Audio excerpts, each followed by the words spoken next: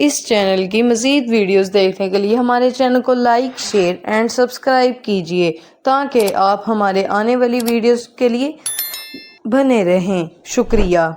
डरो मत दोस्तों, मैं फिर से अपने भाइयों के साथ लौट आया हूँ। आज हम एक और क्लासिक हॉरर फिल्म की कहानी को आगे बढ़ाते हैं। यह कोई आम एडवेंचर नहीं है, ये वो खतरनाक खेल है जिसे करने की हिम्मत बड़े बड़े लोग भी नहीं जुटा पाते। एक इंसान पहले अपने शरीर को 1000 फीट गहरे अंधेरे गुफा में उतारता है, फिर लगभग 20 किलोमीटर लंबी पानी के नीचे की सुरंग को पार करता है और आखिर में समुद्र तक पहुँचने की कोशिश करता है। अब तक कोई भी जीव इस जगह तक नहीं पहुँच पाया जहाँ सूरज की रोशनी तक नहीं आती, लेकिन एक अरबपति इंसान ने ठान लिया कि वो इंसानी हदों को पार करेगा। 34 दिन हो चुके हैं, टीम अब भी गुफा के अंदर फंसी हुई है और उन्हें समुद्र तक जाने वाला रास्ता नहीं मिला। अब उस अमीर आदमी का सब्र जवाब दे चुका है। वो बार बार काम तेज करने का दबाव डालता है, लेकिन उसे ये नहीं पता कि उसकी एक जिद किसी की जान ले लेगी। जंगल के बीचों बीच एक विशाल गुफा है जिसका नाम है ईसा अलारा। इसे दुनिया की सबसे बड़ी गुफाओं में गिना जाता है और लोग इसे गुफाओं की माँ भी कहते हैं। ऊपर से देखने पर ये सिर्फ एक गहरी अंधेरी खाई जैसी दिखती है, जैसे कोई अंतहीन अंधकार हो। इस जगह के बारे में सुनकर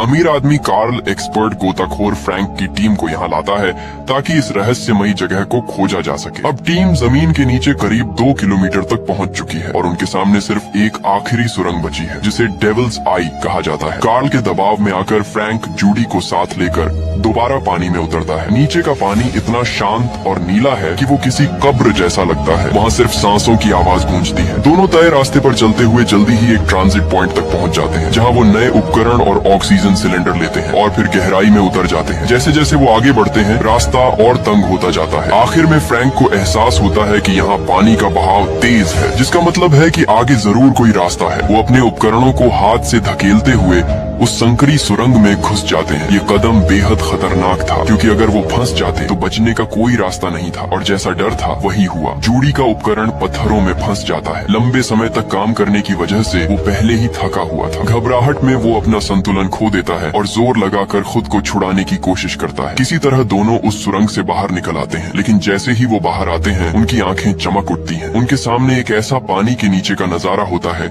जो किसी सपने जैसा लगता है। पानी इतना साफ जैसे कांच हो। ऐसा दृश्य शायद दुनिया में किसी ने पहले कभी नहीं देखा था और अब वो दोनों इस इतिहास के पहले गवाह बनने वाले थे। तभी फ्रैंक को ऊपर पानी की सतह दिखती है। इसका मतलब था कि ऊपर एक नई गुफा मौजूद है। दोनों के दिल में खुशी और उत्साह भर जाता है। जूडी कहता है कि पहले वापस जाकर आराम कर लेते हैं, फिर इस नई जगह को एक्सप्लोर करेंगे। फ्रैंक मान जाता है, लेकिन तभी उसकी नजर जूडी की ऑक्सीजन पाइप पर पड़ती है जिसमें एक छोटी सी दरार होती है। वो उसे पकड़ने ही वाला होता है कि अचानक जूडी की हालत बिगड़ने लगती है। उसके मास्क में पानी घुसने लगता है और जो बैकअप ऑक्सीजन सिलेंडर उसने पहले फेंक दिया था वही अब उसकी सबसे बड़ी गलती बन जाती है। हालात बिगड़ते देख फ्रैंक अपना मास्क उतार देता है और दोनों बारी बारी से सांस लेने की कोशिश करते हैं, लेकिन ये तरीका ज्यादा देर काम नहीं कर सकता था। जूडी भी समझ चुका था कि अब बचना मुश्किल है और वो मास्क को कसकर पकड़ लेता है, छोड़ने को तैयार नहीं होता। ये देखकर फ्रैंक एक बेहद कठिन फैसला लेता है और आखिरकार जूडी की जिंदगी वहीं खत्म हो जाती है। उसके साथ ही फ्रैंक को दोष नहीं देते क्योंकि उन्हें पता था कि जूडी की गलती के बाद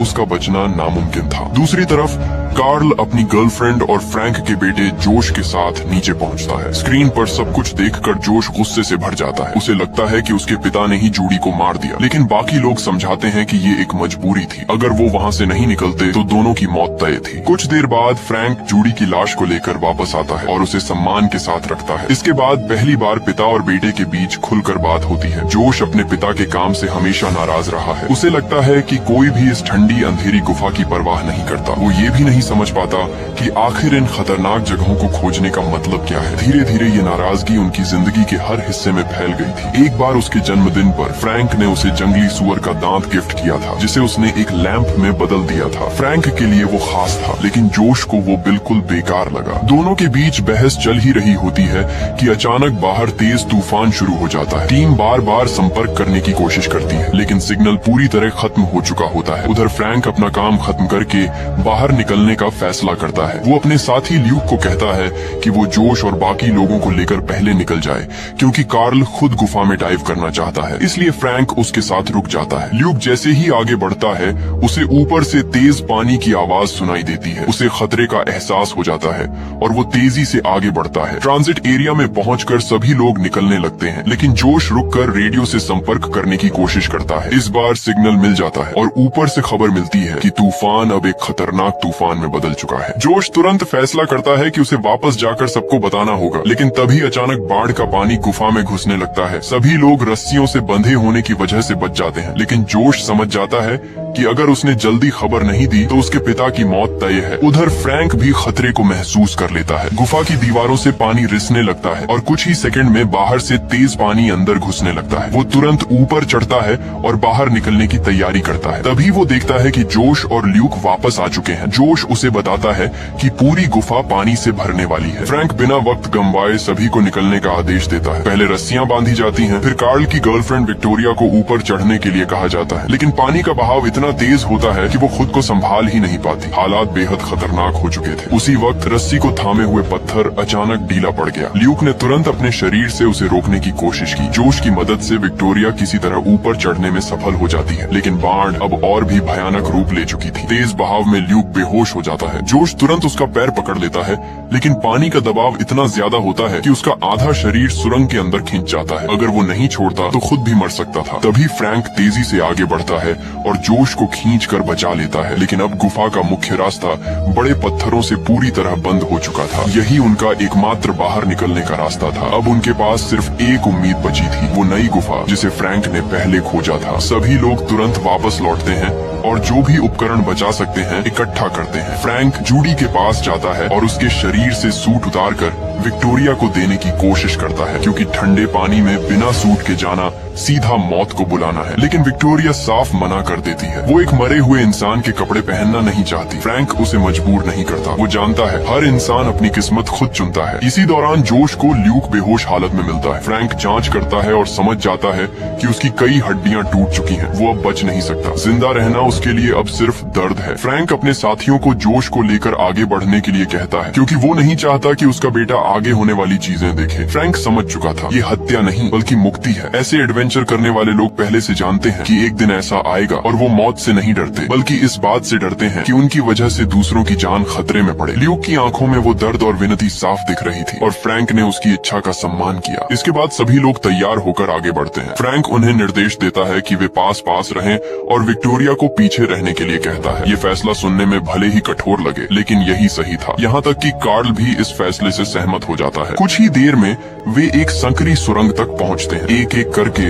सभी लोग पार हो जाते हैं, लेकिन जब विक्टोरिया की बारी आती है तो उसका उपकरण पत्थरों में फंस जाता है। वो कमजोर पड़ चुका था, उसे हिलाने की ताकत नहीं बची थी। घबराहट में उसकी ऑक्सीजन तेजी से खत्म होने लगती है। फ्रैंक उसकी मदद के लिए आगे बढ़ने ही वाला होता है कि अचानक विक्टोरिया खुद ही बाहर निकल आता है। उसका सामान भी सही सलामत होता है, लेकिन ठंडे पानी की वजह से उसका शरीर जवाब देने लगा था। थोड़ी दूरी पर एक नई गुफा दिखाई देती है। कार्ल सबसे पहले पानी से बाहर निकलता है और उस विशाल जगह को देखकर हैरान रह जाता है। बाकी लोग भी बाहर आते हैं और तुरंत विक्टोरिया को गर्म रखने की कोशिश करते हैं। उसके कपड़े उतारकर उसे थर्मल कंबल में लपेटते हैं और कार्ल उसे पकड़कर गर्मी देने की कोशिश करता है। तभी फ्रैंक को जॉर्ज की खांसी सुनाई देती है। पहले उसे लगता है कि ऑक्सीजन की कमी है, लेकिन जल्दी ही उसे समझ आता है कि मामला गंभीर है। वो पानी का स्तर नापने के लिए चाकू को जमीन में गाड़ देता है। कुछ ही देर में विक्टोरिया की हालत सुधरने लगती है, लेकिन जॉर्ज की हालत बिगड़ती जाती है। उसके मुंह से खून आने लगता है। फ्रैंक समझ जाता है कि अब समय नहीं है। वो तुरंत सबको आगे बढ़ने के लिए कहता है। जॉर्ज लड़खड़ाते हुए चलता है, लेकिन दिखावा करता है कि वो ठीक है, जबकि उसे पता होता है कि उसे डिकम्प्रेशन बीमारी हो गई है और अब वो ज्यादा देर नहीं टिक पाएगा। वो बाकी लोगों को समझाता है कि फ्रैंक ऐसा इंसान नहीं है जो किसी की परवाह न करे। कुछ साल पहले उसने किसी को बचाने के लिए 20 किलोमीटर पैदल चलकर मदद लाई थी। इतना कहकर वो चुपचाप रुक जाता है और दूसरों को आगे जाने देता है। थोड़ी देर बाद वो खून खांसता है और जब फ्रैंक देखता है कि जॉर्ज उनके साथ नहीं है तो उसे कुछ गलत होने का अंदेशा हो जाता है। वो तुरंत उसे ढूंढने वापस जाता है। उन्हें सिर्फ उसका सामान मिलता है, लेकिन जॉर्ज कहीं नहीं होता। असल में जॉर्ज खुद ही एक कोने में छिप गया था। दीवार पर उसने एक निशान बना दिया था, ये दिखाने के लिए कि वो यहाँ तक पहुँचा था। वो जानता था कि अब उसका अंत करीब है और वो अपने साथियों पर बोझ नहीं बनना चाहता था, इसलिए उसने अकेले मरने का फैसला किया। फ्रैंक के लिए ये सब आसान नहीं था, लेकिन एक लीडर होने के नाते वो अपनी कमजोरी नहीं दिखा सकता था। अगर वो टूट जाता तो बाकी सभी की जान खतरे में पड़ जाती। दर्द को दिल में दबाकर सभी लोग आगे बढ़ते हैं और गुफा के आखिर तक पहुंचते हैं। वहाँ एक गहरा गड्ढा होता है जिसमें पानी का स्तर लगातार बढ़ रहा होता है और सामने एक और रास्ता दिखाई देता है। वहाँ तक पहुँचने के लिए उन्हें किसी तरह दूसरी तरफ जाना होगा। फ्रैंक एक रस्सी का पुल बनाने का फैसला करता है। जॉर्ज, जो अब उनके साथ नहीं था, पहले इस काम में माहिर था, लेकिन अब ये जिम्मेदारी बाकी लोगों को निभानी थी। किसी तरह वे रस्सी बांधते हैं और एक एक करके पार करने लगते हैं। जब विक्टोरिया की बारी आती है तो अचानक उसका संतुलन बिगड़ जाता है और वो बीच में लटक जाती है। रस्सी उसके बालों में उलझ जाती है। वो दर्द से चिल्लाने लगती है। वो हेलमेट उतारने की कोशिश करती है लेकिन कोई फायदा नहीं होता। फ्रैंक उसे संभालने की कोशिश करता है लेकिन अचानक उसके सिर की खाल का हिस्सा उखड़ जाता है। दर्द से तड़पते हुए वो चाकू निकालती है अपने बाल काटने के लिए, लेकिन अब बहुत देर हो चुकी थी। उसकी मौत का जिम्मेदार कोई और नहीं बल्कि खुद वही थी। उसने शुरुआत से ही गलत फैसले लिए थे। अगर वो फ्रैंक की बात मानती तो शायद बच सकती थी, लेकिन कार्ल गुस्से में आकर सारा दोष फ्रैंक पर डाल देता है। वो उसे निर्दयी और बेरहम कहता है। जोश भी अपने पिता को समझ नहीं पाता। कैसे वो इतने शांत रह सकते हैं जब उनके साथी एक एक करके मर रहे हैं। फ्रैंक कोई सफाई नहीं देता क्योंकि उसका काम बहस करना नहीं बल्कि टीम को जिंदा बाहर निकालना है। थोड़ी देर आराम करने के बाद अब सिर्फ 3 लोग बचे होते हैं। वे आगे बढ़ते हैं और एक पानी से भरी जगह तक पहुंचते हैं। विक्टोरिया के गिरने से उनका ज्यादातर सामान खो चुका होता है। अब उनके पास सिर्फ एक ही डाइविंग सेट बचा था। फ्रैंक फैसला करता है कि वो खुद पानी में जाकर रास्ता ढूंढेगा और अगर बाहर निकलने का रास्ता मिला तो वो बारी बारी से बाकी दोनों को लेकर जाएगा। लेकिन जैसे ही वो तैयारी करता है, कार्ल अचानक उसका उपकरण छीन लेता है और खुद ही पानी में कूद जाता है। फ्रैंक समझ जाता है कि अगर कार्ल चला गया तो वो कभी वापस नहीं आएगा। वो तुरंत उसके पीछे कूदता है और उसका पैर पकड़ लेता है, लेकिन बिना ऑक्सीजन के वो ज्यादा देर टिक नहीं पाता। आखिरकार मजबूर होकर उसे कार्ल को छोड़ना पड़ता है और अब उसके पास सांस लेने का कोई जरिया भी नहीं बचा। अब तक हमेशा मजबूत रहने वाला फ्रैंक भी इस पल टूट सा गया था, जैसे उसने अपने अंत को स्वीकार कर लिया हो। लेकिन जोश हार मानने वालों में से नहीं था। उसे एक जगह चमगादड़ों की बीट दिखाई देती है और वो समझ जाता है कि यहाँ कहीं न कहीं हवा का रास्ता जरूर है। यही उनकी आखिरी उम्मीद थी। दोनों तुरंत उस संकरे रास्ते में घुस जाते हैं। सुरंग बेहद तंग और सीधी ऊपर की तरफ जा रही होती है। उन्हें अपने हाथ पैरों के सहारे धीरे धीरे चढ़ना पड़ता है। इस मुश्किल सफर के दौरान पिता और बेटे के बीच की दूरी भी धीरे धीरे खत्म होने लगती है। वो अपनी माँ की पसंदीदा कविता गुनगुनाने लगते हैं, दर्द के बीच भी मुस्कुराने की कोशिश करते हुए। जैसे ही वे ऊपर पहुंचने वाले होते हैं, फ्रैंक अपने कंधे पर जोश को उठाकर बाहर निकालता है। इसी दौरान दोनों के रिश्ते में एक नई गर्माहट आ जाती है। सच तो ये था कि जोश ने कभी अपने पिता से नफरत नहीं की। जब उसे तूफान के बारे में पता चला तब भी उसने खुद की जान जोखिम में डालकर वापस जाकर उन्हें बचाने का फैसला किया। वो अपने पिता के दिए उस दांत वाले लॉकेट को भी हमेशा पहनकर रखता था, भले ही उसे वो पसंद नहीं था। असल में वो सिर्फ अपने पिता को समझ नहीं पाया था, लेकिन अब इस मौत के मुंह में खड़े होकर उसे सब समझ आने लगा था। थोड़ा आराम करने के बाद दोनों फिर आगे बढ़ते हैं। तभी फ्रैंक के हेलमेट की लाइट बंद हो जाती है और चारों तरफ घना अंधेरा छा जाता है। लेकिन तभी दूर एक हल्की सी रोशनी दिखाई देती है और वे उसी दिशा में बढ़ते हैं। सामने एक विशाल गड्ढा होता है, लेकिन वहाँ से बाहर निकलना नामुमकिन लगता है। तभी उनकी नजर एक टूटी हुई उभयचर गाड़ी टैंक जैसी पर पड़ती है। इसका मतलब था कि समुद्र अब ज्यादा दूर नहीं है। रात होने तक वे वहीं रुकते हैं और उस गाड़ी के बचे हुए ईंधन से एक छोटी सी लैंप बना लेते हैं। फिर आगे बढ़ते हैं। थोड़ी ही दूर उन्हें एक नदी मिलती है और उसके किनारे कार्ल द्वारा लिया गया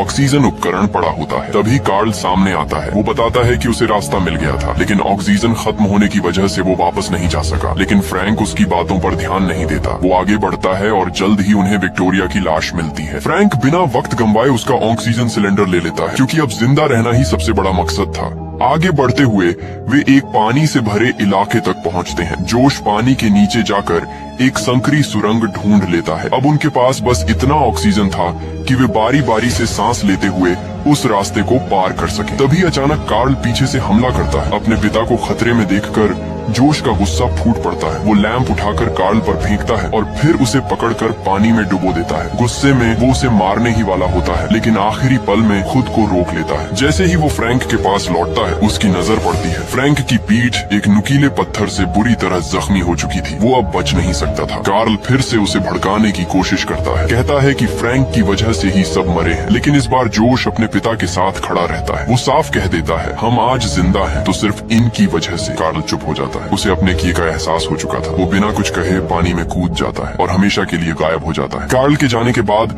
फ्रैंक जोश से कहता है कि उसे पानी में छोड़ दे। ये उसका इस दुनिया से आखिरी विदा लेने का तरीका था। उसे पता था कि अब वो नहीं बचेगा और वो अपने बेटे पर बोझ नहीं बनना चाहता था। इस पल जोश पहली बार अपने पिता के दर्द को समझ पाता है। किसी अपने को अपने हाथों से खो देना खुद मरने से भी ज्यादा तकलीफ देता है, लेकिन जिंदगी ऐसी ही होती है। हम अक्सर सच तब समझते हैं जब बहुत देर हो चुकी होती है। फ्रैंक धीरे धीरे अपनी आखिरी सांसें लेता है और उसकी जिंदगी वहीं खत्म हो जाती है। जोश अपने पिता को पानी में छोड़ देता है और एक आखिरी बार उन्हें गले लगाकर उनके माथे को चूमता है। अब वो बिल्कुल अकेला था, लेकिन जिंदा रहने की उम्मीद अभी भी बाकी थी। वो आगे बढ़ता है और रास्ते में कार्ल की लाश को देखता है, लेकिन बिना रुके आगे निकल जाता है। तभी उसका दिया हुआ दांत वाला लॉकेट हल्की रोशनी देने लगता है। जो कभी उसे बेकार लगता था वही अब उसकी जिंदगी बचाने वाला बन चुका था। लेकिन किस्मत अभी और इम्तिहान लेना चाहती थी। उसका ऑक्सीजन भी खत्म होने लगता है। वो चट्टानों से निकलते छोटे छोटे हवा के बुलबुलों से किसी तरह सांस लेने की कोशिश करता है, लेकिन ये ज्यादा देर तक नहीं चल सकता था। आखिरकार वो बेहोश हो जाता है। उसी धुंधलेपन में उसे अपने पिता की आवाज सुनाई देती है। वही जानी पहचानी आवाज उसे झकझोर देती है। वो अचानक होश में आता है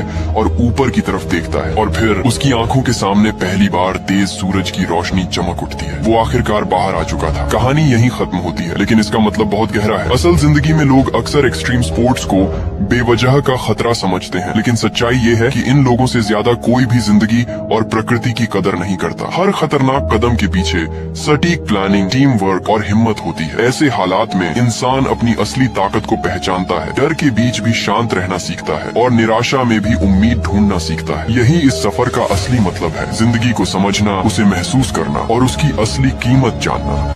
इस चैनल की मज़ीद वीडियोस देखने के लिए हमारे चैनल को लाइक, शेयर एंड सब्सक्राइब कीजिए ताकि आप हमारे आने वाली वीडियोस के लिए बने रहें। शुक्रिया।